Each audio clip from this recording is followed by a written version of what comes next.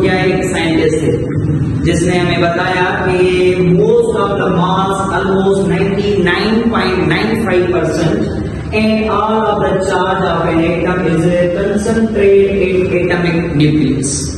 Rutherford ने क्या कहा कि हमारे पास कोई एटम है, सो एटम का जो मास है वो 99.9% और उसकी जो चार्ज है वो किसमें होती है, एटॉमिक न्यूक्लियस में होती है, जिसको ये स्टडी को हम कहते हैं रुदरफोर्ड एटॉमिक मॉडल।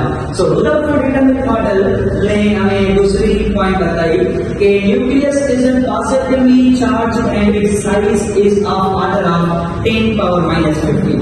और रुदरफोर्ड ने बताया कि एटम में जो न्यूक्लियस होता है, सेंट्रल पार्ट होता है एटम का, जिसको हम कहते हैं न्यूक्लियस, न्यूक्लियस डिपेंड करता है प्रोटॉन एंड न्यूट्रॉन। प्रोटॉन जो positively charge particle and neutron is known as a neutral particle and atom में शेल्स होते हैं जिसमें इलेक्ट्रॉन्स क्या करते हैं, रिवॉल्व करते हैं। कि रुदरफोर्ड ने बताया कि एटम का जो न्यूक्लियस होता है, एटम का जो मास होता है वो 99.9% जो होता है वो किसमें होता है, न्यूक्लियस में होता है, एटम के न्यूक्लियस में होता है, और जो चार्ज होती है एटम की वो किसमें होती है, एटॉमिक न्यूक्लियस में होता है।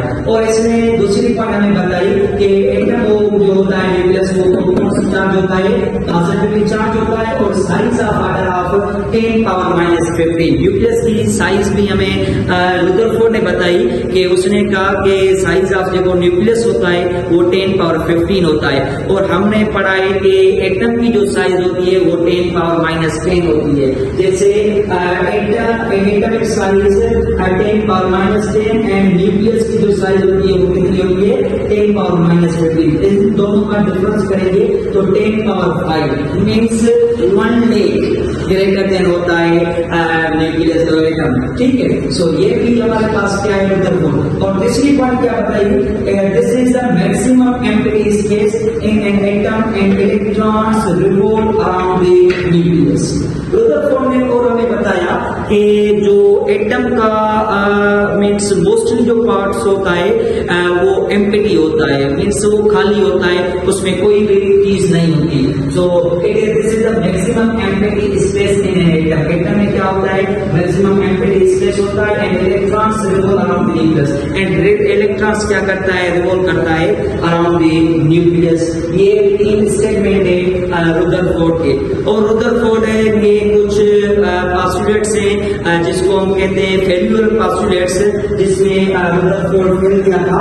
सो failure of Rutherford atomic models, इसमें नंबर 1 क्या है, it could not explain the stability of an atom. So Rutherford could not explain the stability of atom, किसी भी एटम की स्टेबिलिटी को एक्सप्लेन नहीं कर सका कौन, रुदरफोर्ड। ये इसका नंबर 1 फेल्यूर पोस्टुलेट से failure of Rutherford's atomic model है। दूसरा कौन सा है, according to its spectrum of an atom must be continuous. So Rutherford ने कहा कि हमारे पास जो स्पेक्ट्रम होता है एटम का वो कंटिन्यूअस भी होता है, वैसे एक्चुअली नहीं होता है, वो लाइन स्पेक्ट्रम में होता है, क्योंकि हम एटम की स्टडी को करते हैं। हम लास्ट लेक्चर में पढ़े थे कि हमारे पास स्पेक्ट्रम के 3 पार्ट्स होते हैं, एक होता है कंटिन्यूअस स्पेक्ट्रम, दूसरा होता है लाइन स्पेक्ट्रम और तीसरा होता है हमारे pass band spectrum. Band spectrum को हम मॉलिक्यूलर स्पेक्ट्रा कहते हैं, लाइन स्पेक्ट्रम को हम एटॉमिक स्पेक्ट्रा कहते हैं, माना एटम्स के हवाले से। तो यहाँ पे हमारे पास एटम है, तो इसलिए according to its spectrum of an atom must be continuous. So where is practically a line spectrum, जैसे कि वो practically किसमें होता है, लाइन स्पेक्ट्रम में होता है। ये भी इसका क्या है, एक दूसरा failure means Rutherford atomic model है। तीसरा इसका क्या है, it could not explain the distribution of electrons outside the nucleus. और तीसरा ये इट कुड नॉट एक्सप्लेन, ये भी एक्सप्लेन ना कर सका कि distribution of electron outside the nucleus. जो आउटसाइड द न्यूक्लियस जो इलेक्ट्रॉन की डिस्ट्रीब्यूशन होती है उसमें भी ये फेल गया था, जिसको हम कहते हैं Rutherford failure of Rutherford atomic model. Thank you, Allah Hafiz.